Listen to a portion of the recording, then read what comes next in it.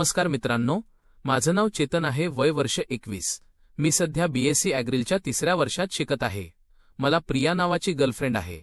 पण ही कथा जी तुम्ही वाचणार आहे ती माझ्या GFची नसून तिची बेस्ट फ्रेंड स्वातीसोबतची आहे. आमचं पहिलं वर्ष खूप लवकर संपलं, पण ॲडमिशनच्या पहिल्या दिवसापासून मी प्रियाच्या मागे लागलो होतो तिला पटवायला. दुसऱ्या वर्षात गेल्यावर तिने मला होकार दिला आणि आमचं नातं सुरू झालं. सुरुवातीला कॉलवर बोलणं, मग कुठेतरी भेटणं, कॉफी प्यायला जाणं, हे असं सुरू झालं. नंतर आम्ही खूप जवळ आलो. आम्हाला शारीरिक संबंधांची ओढ वाटू लागली. पण अडचण अशी होती की आम्ही दोघे हॉस्टेलला राहणारे. आम्हाला खाजगी वेळ घालवायला जागा मिळत नव्हती. पण दुसऱ्या वर्षाचं सेमिस्टर संपलं आणि तिची मैत्रीण स्वाती हिने हॉस्टेल सोडलं आणि रूम घेऊन राहू लागली. आता स्वातीबद्दल सांगतो. स्वाती दिसायला सावळी होती, पण तिची फिगर खूप छान होती. माझ्या GFची सगळ्यात बेस्ट फ्रेंड ती. माझी GF सोडून सगळे तिला काळी म्हणायचे, पण मी आणि माझी GF तिला रंगात कधी मोजत नव्हतो.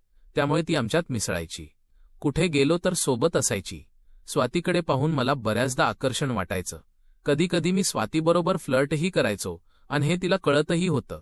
मी आणि माझी GF प्रिया व्हिडिओ कॉलवर रोमॅन्टिक गोष्टी करायचो. मी खूप उत्साही होतो, पण कॉलेजला आल्यापासून थोडा संयम ठेवावा लागला होता. तर झालं असं की स्वातीने रूम केली आणि आम्हाला हक्काचं ठिकाण मिळालं. माझ्या GFने स्वातीला विचारलं की आम्हाला वेळ घालवायचा आहे तर तुझी रूम देशील का? स्वाती लगेच हो म्हणाली. रविवारी भेटण्याचं नियोजन झालं. रविवारी 11च्या आसपास आम्ही तिच्या रूमवर गेलो. स्वाती, या. स्वागत आहे. तिने आम्हाला बसवलं. स्वाती शॉर्ट आणि टी-शर्टवर होती. ती बाहेर गेली आणि दरवाजा बाहेरून लावला. आम्ही दोघे आत वेळ घालवू लागलो. जेव्हा मी प्रियासोबत होतो तेव्हा माझं लक्ष खिडकीकडे गेलं. खिडकी थोडी बाजूला सरकली होती आणि स्वाती आम्हाला पाहत होती. आम्ही थोडं थांबलो आणि कपडे घातले. स्वातीने दरवाजा उघडला. ती हसत आत आली. स्वातीने मसाला भात बनवला होता. जेवण करून आम्ही निघालो. माझ्या डोक्यात आता फक्त स्वाती आणि तिचे ते रूप फिरत होतं. विचार केला होता की एक दिवस नक्की स्वातीसोबत जवळ जाईन.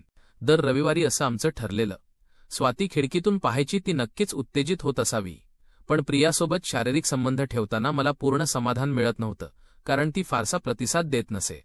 शारीरिक संबंध ठेवताना मी थोडा निराश आहे हे स्वातीने हेरलं होतं. असेच 4 ते 5 रविवार गेले. परीक्षा झाली आणि काही जण घरी गेले. मी हॉस्टेललाच थांबलो. माझी GF प्रिया घरी गेली होती. स्वाती मात्र थांबली होती. तिला अभ्यास करायचा होता. दुसऱ्या दिवशी प्रियाचा कॉल आला की स्वातीची तब्येत थोडी ठीक नाहीये, तिला गोळ्या आणून दे. मी स्वातीला कॉल केला आणि तिच्यासाठी गोळ्या आणि जेवण घेऊन तिच्या रूमवर गेलो. आम्ही जेवण केलं. गप्पा मारत असताना स्वाती म्हणाली, चेतन, रविवारी तुमचं झाल्यावर तू खुश वाटत नाहीस. सहसा अशा वेळी मुलगा आनंदी असतो, पण तू नाखुश दिसतोस. मी म्हणालो, स्वाती, तू खिडकीतून पाहतेस हे मला माहीत आहे. हे ऐकून तिने मान खाली घातली. तिने विचारलं, काय अडचण असेल तर सांग. मी मोकळेपणाने बोललो की प्रिया शरीरसुखात फारशी सक्रिय नसते. स्वाती हसली आणि म्हणाली, हो, पाहिलंय मी.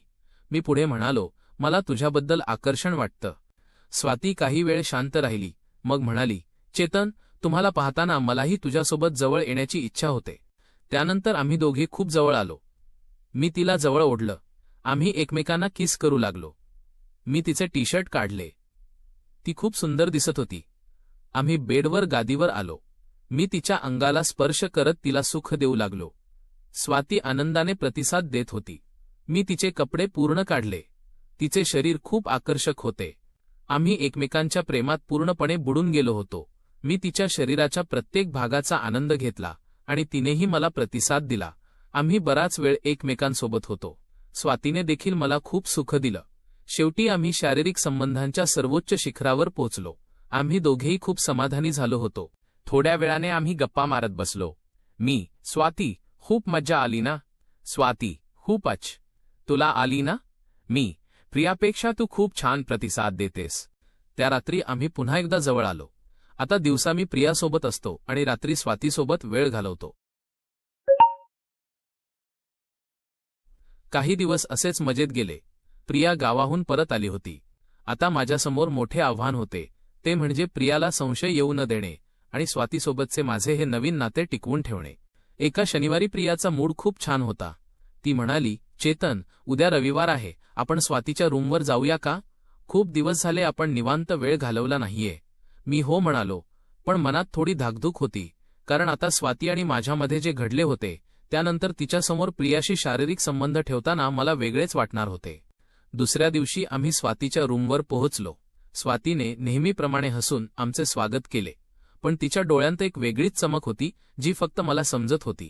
प्रिया आत गेल्यावर स्वातीने हळूच माझा हात दाबला आणि डोळा मारला. प्रिया रूममध्ये गेल्यावर स्वाती बाहेर गेली आणि तिने दरवाजा लावला, पण यावेळी मला माहीत होते की ती खिडकीतून पाहत असणार. प्रियाने नेहमीप्रमाणे कपडे काढले आणि आम्ही जवळ आलो, पण माझे पूर्ण लक्ष स्वातीकडे होते. स्वाती खिडकीतून आम्हाला पाहत होती आणि स्वतःच्या शरीराशी खेळत होती. हे पाहून मला अधिकच उत्साह आला. आमचे काम झाल्यावर प्रिया थोडी थकली होती आणि झोपी गेली. मी हळूच उठलो, कपडे घातले आणि बाहेर आलो. स्वाती हॉलमध्ये बसली होती. तिचा चेहरा घामाने डबडबला होता. स्वाती कुजबुजली, चेतन, आज तू खूपच फॉर्ममध्ये होतास. तिला जे सुख देतोयस ते आता मला पण हवंय. मी म्हणालो, पण प्रिया आज झोपली आहे, तिला जाग आली तर? स्वाती हसली आणि म्हणाली, ती गाढ झोपली आहे, काळजी नको करू. तिने मला ओढून किचनमध्ये नेले. तिथेच ओट्याला टेकून आम्ही एकमेकांच्या मिठीत शिरलो. बाहेर दुपारचे ऊन होते आणि आत आम्ही एकमेकांच्या प्रेमात आणि श्वासात हरवून गेलो होतो.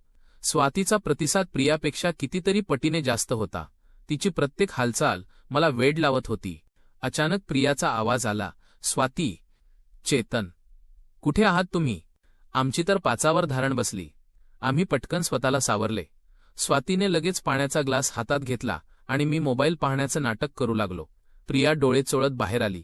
ती म्हणाली, अरे तुम्ही इथे आहात का? मला वाटलं तुम्ही बाहेर गेलात.